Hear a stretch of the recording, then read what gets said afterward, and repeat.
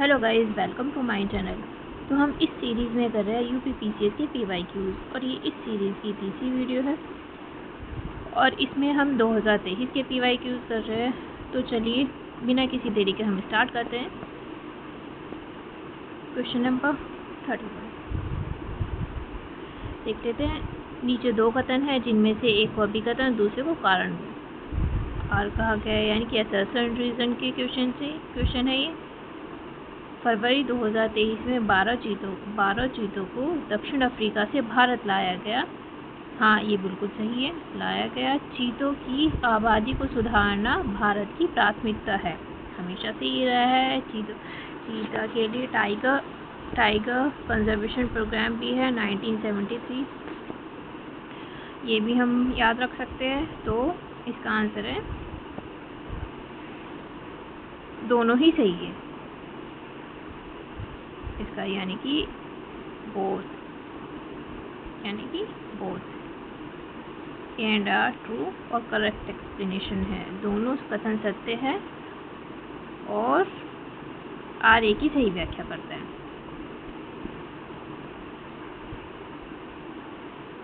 अठारह फरवरी 2023 को दक्षिण अफ्रीका से 12 चीतों को भारत लाया गया था। फिर इन चीतों को कुनो राष्ट्रीय उद्यान में शामिल किया गया। इसके पहले नामीबिया से 18 चीतों को 17 सितंबर 2022 को भारत लाया गया, जो भारत में चीतों की आबादी को सुधारना भारत सरकार की प्राथमिकता प्राप्त कार्यक्रम का हिस्सा है।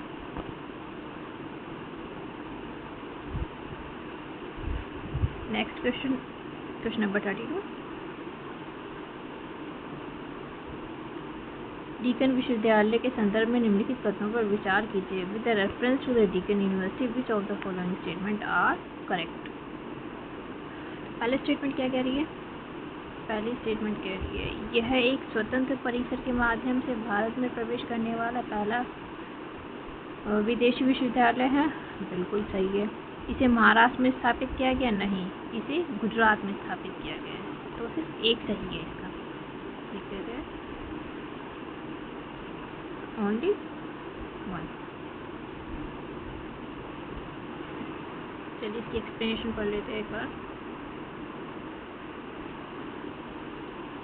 डीकन विश्वविद्यालय, जो ऑस्ट्रेलिया का एक प्रमुख विश्वविद्यालय, गिफ्ट सिटी गुजरात में एक स्वतंत्र परिसर के माध्यम से भारत में प्रवेश करने वाला पहला विदेशी विश्वविद्यालय बन गया है। डीकन विश्वविद्यालय भारतीय विदेशी छात्रों को गिफ्ट एफएससी में विज्ञान, प्रौद्योगिकी, इंजीनियरिंग, गणित और वित्तीय प्रबंधन के क्षेत्र में बिल्कुल वही डिग्री पाठ्यक्रम की पेशकश करने में सक्षम होगा जो पाठ्यक्रम ऑस्ट्रेलिया में प्रदान किए जाएंगे। छात्रों को दी जाने वाली डिग्री गृह क्षेत्राधिकार में दी जाने वाली डिग्री के समरूप या समान होगी।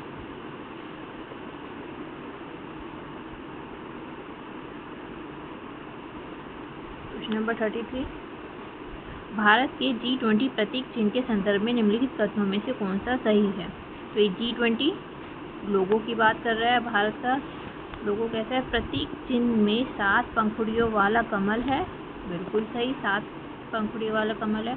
प्रतीक चिन्ह की 7 पंखुड़ियाँ 7 महाद्वीपों का प्रतिनिधित्व करती है। हाँ जी, बिल्कुल, ये 7 होगी पंखुड़ियाँ 7 महाद्वीप का प्रतिनिधित्व करती है। तो इसका है बी,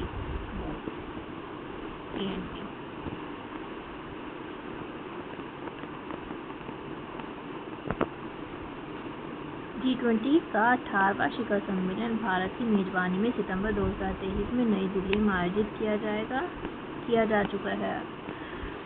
इस बैठक का लोगो भारत के राष्ट्रीय ध्वज के रंगों से प्रेरित है। इस लोगो में राष्ट्रीय पुष्प कमल के साथ पृथ्वी को दर्शाया गया है। प्रतीक चिन्ह में कमल की 7 पंखुड़ियाँ दर्शाई गई है जो 7 महाद्वीपों का प्रतिनिधित्व करती है। ठीक है, आ जाते बिना किसी देरी के नेक्स्ट क्वेश्चन पे। Question number 34। Who among the following is the first women speaker in Lok Sabha? Lok Sabha की प्रथम महिला स्पीकर मीरा कुमारी है। ठीक है, 15वीं लोकसभा, हम ये याद रख सकते हैं इसमें, 15वीं लोकसभा की मीरा कुमारी।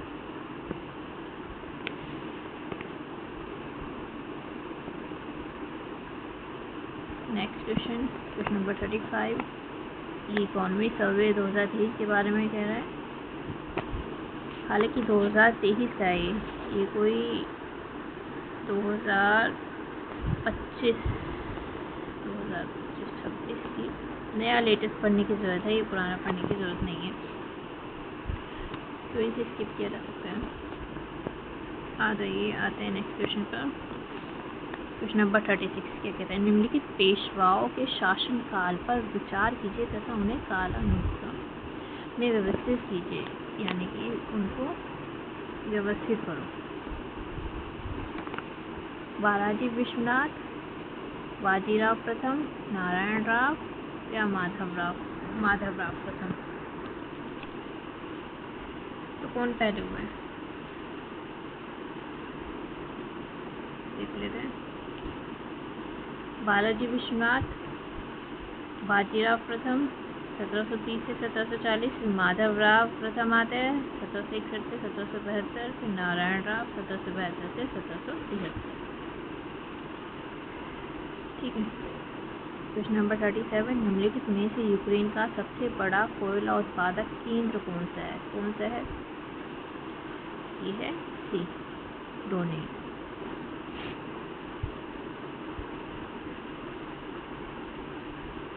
क्वेश्चन नंबर 38 से आ जाता है, महासागरीय लवणता कर्क एवं मकर रेखाओं पर अधिकतम होती है। बिल्कुल सही है। Ocean salinity is maximum at the Tropic of Cancer and Capricorn. एकदम सही है।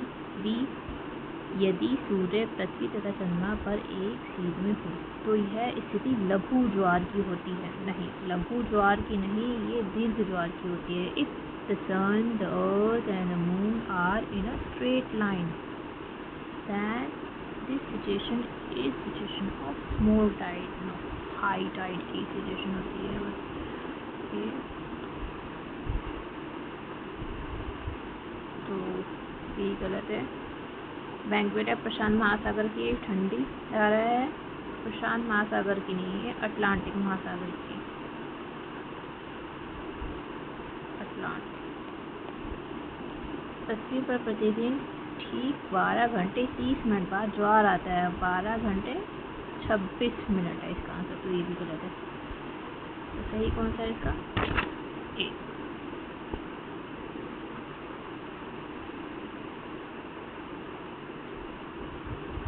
सामान्यतः भूमध्य रेखा से ध्रुवों की ओर जाने पर लवणता में कमी आती है, लेकिन उच्च तापमान, उच्च वाष्पीकरण के साथ न्यून आर्द्रता के सम्मिलित स्वभाव के कारण कर्क रेखा व मकर रेखा पर लवणता सर्वाधिक होती है। ठीक है। 24 घंटे में प्रत्येक स्थान पर 2 बार ज्वार भाटा आता है। जब सूर्य, पृथ्वी, चंद्रमा एक सीध में होते हैं तो इस समय दीर्घ ज्वार होता है। वेनेजुएला की धारा दक्षिणी अटलांटिक महासागर में बहने वाली ठंडी है। पृथ्वी पर प्रतिदिन 12 घंटे 26 मिनट पर ज्वार आता है। Question number 39, who authored the book The Challenge of World Poverty? किसने लिखी है? Gunnar Mendel.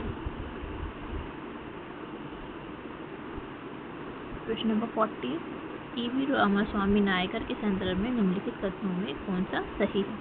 उन्होंने असहयोग आंदोलन में हिस्सा लिया। बिल्कुल सही है, उन्होंने हिस्सा लिया। तो उन्होंने 1925 में कांग्रेस छोड़ दी। बिल्कुल सही है। और उसका रीज़न ये दिया था उन्होंने कि कांग्रेस में ब्राह्मणों की उपेक्षा की जा रही है, तो इसका है। ईवी रामास्वामी नायकर को पेरियार के नाम से भी जाना जाता था। इन्होंने असहयोग आंदोलन में भाग लिया। 1925 में उन्होंने कांग्रेस को इसलिए छोड़ दिया क्योंकि उनका मानना था कि कांग्रेस में ब्राह्मणों के प्रतिनिधित्व की उपेक्षा हुई है। ठीक है। अब चलते हैं नेक्स्ट क्वेश्चन पर। क्वेश्चन नंबर 41, दिसंबर 2022 में न्यूजीलैंड ने अगली पीढ़ी के लिए धूम्रपान पर प्रतिबंध लगाने वाला विश्व का पहला कानून पारित किया। न्यूजीलैंड का लक्ष्य कब तक है धूम्रपान मुक्त करना? ये है 2025 तक। ठीक है।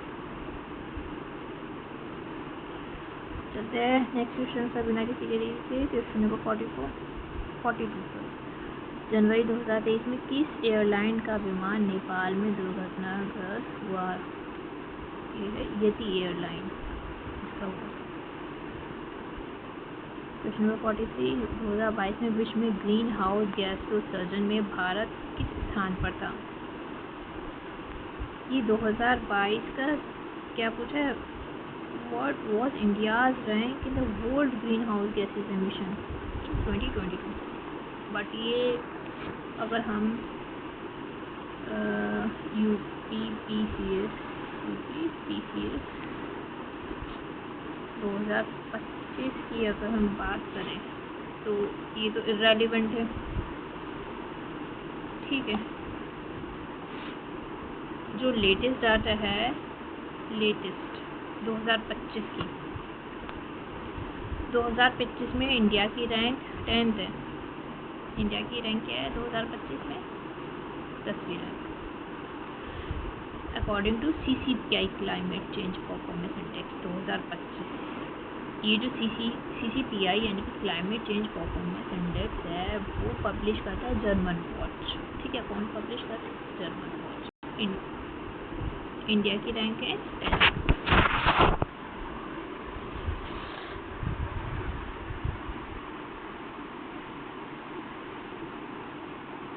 नेक्स्ट क्वेश्चन, क्वेश्चन नंबर 44, एक भौगोलिक इकाई जो पानी को इकट्ठा करती है, भंडारित करती है और पानी छोड़ती है, उसे क्या कहते हैं? उसे कहते हैं वाटरशेड, यानी कि जल विभाजक। जल विभाजक एक भौगोलिक इकाई है जो पानी को इकट्ठा करती है, भंडारण करती है और पानी छोड़ती है।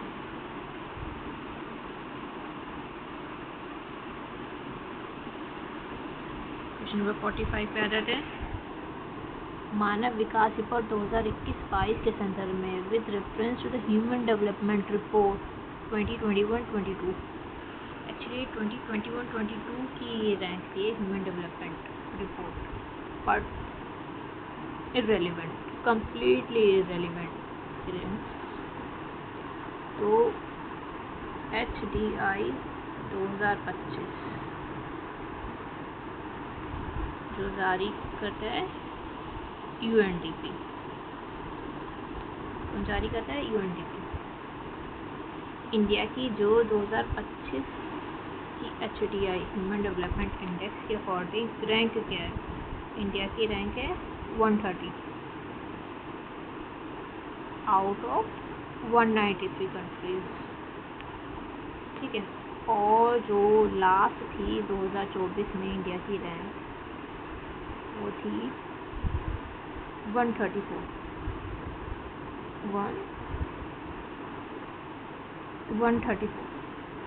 2024 में, और 2025 में है 130। तो इंडिया की रैंक इम्प्रूव हुई है। और ये रिपोर्ट कौन जारी करता है? UNDP यानी कि यूनाइटेड नेशन डेवलपमेंट प्रोग्राम। और ये नेक्स्ट क्वेश्चन कम्प्लीटली केंद्रीय बजट 2023-24, तो हम नया बजट पढ़ लेंगे। चेंजेस होते हैं हर साल बजट में, कुछ ना कुछ एलोकेशन सब्सिडीज़ में 9% है तो वो चेंज हो गया है। डिफेंस में 8% है वो भी चेंज हुआ है। चलिए नेक्स्ट क्वेश्चन,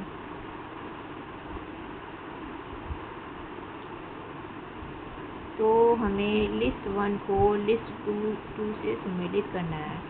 सूची 1 में जनसंख्या के सिद्धांत दिए गए हैं यानी कि पॉपुलेशन थ्योरी, और उनके प्रतिपादक दूसरी तरफ यानी कि किसने वो परफॉर्म किया।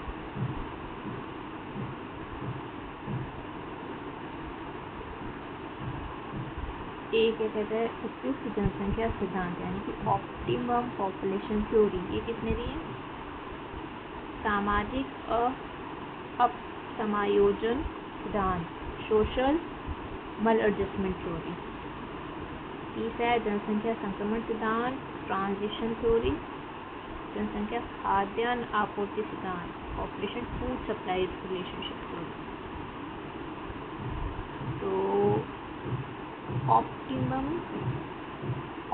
पॉपुलेशन थ्योरी यानी कि उपयुक्त जनसंख्या सिद्धांत, ये है, इसके है एडविन केनी। क्या है? एडविन केनी ने प्रतिपादित किया था। और सामाजिक अपसमायोजन सिद्धांत यानी कि मल्ड एडजस्टमेंट थ्योरी। ये क्या था, ये था हेनरी जॉर्ज।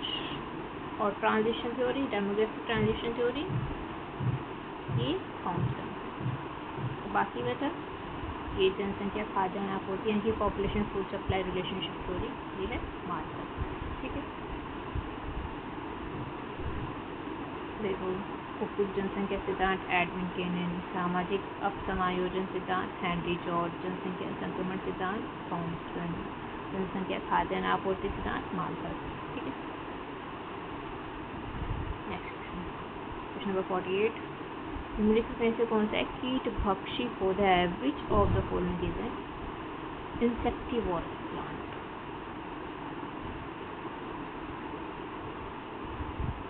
कौन सा है? जी, नेपेंसिस।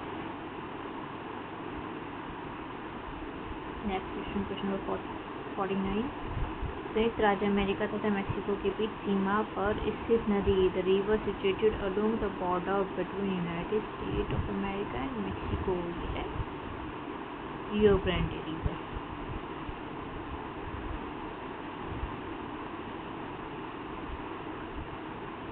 क्वेश्चन नंबर 50, एक साइड इन्होंने दर्रे दी है यानी कि पासेज, दूसरी साइड उन्हें स्टेट दी है।